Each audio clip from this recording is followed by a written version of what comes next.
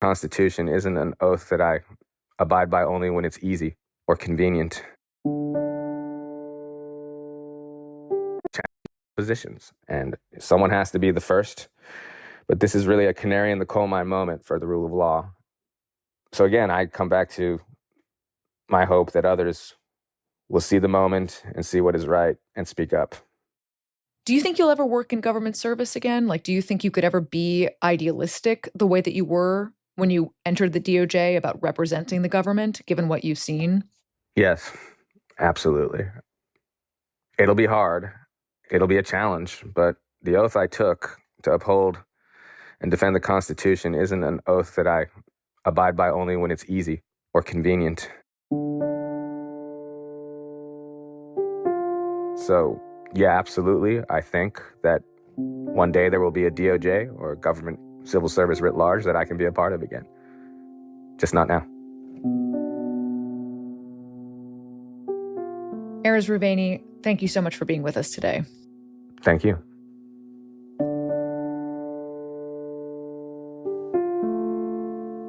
In the weeks following Rouvaini's firing from the Justice Department, President Trump nominated Emil Bovey to a lifetime federal judgeship. In his confirmation hearing, Bovey denied the thrust of Rouvaini's allegations in the whistleblower report, saying, quote, "I have never advised a Department of Justice attorney to violate a court order." But The Times has reported on text messages and emails that seem to confirm Rouvaini's version of events. Bovey is expected to be confirmed by the Senate in the coming days.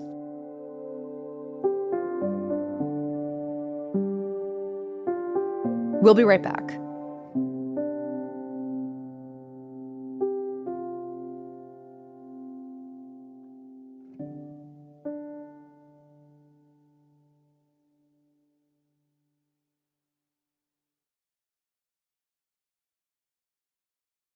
Here's what else you need to know today.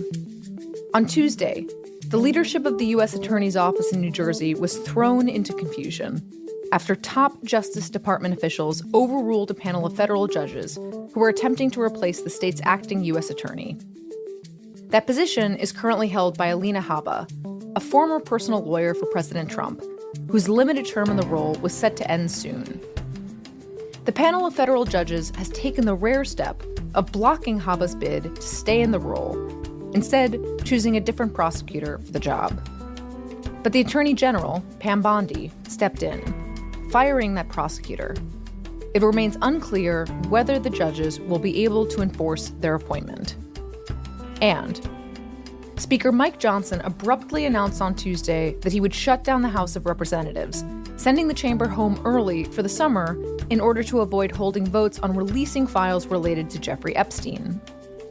The House has become paralyzed over this issue, with Democrats trying to force a vote on releasing the files and Republicans divided over how to proceed. Just last week, Speaker Johnson had said that the Epstein material needed to come out. But by this week, he seemed to be deferring to President Trump, who has insisted that his party needs to move on from Epstein. Today's episode was produced by Rob Zipko and Anna Foley, with help from Sydney Harper. It was edited by Rachel Quester and Paige Cowett. Fact-checked by Caitlin Love. Contains original music by Dan Powell, Pat McCusker, and Diane Wong, and was engineered by Chris Wood. Our theme music is by Jim Brunberg and Ben Landsberg of Wonderly. Special thanks to Devlin Barrett and Margaret Ho.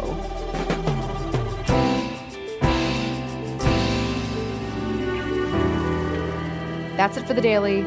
I'm Rachel Abrams. See you tomorrow.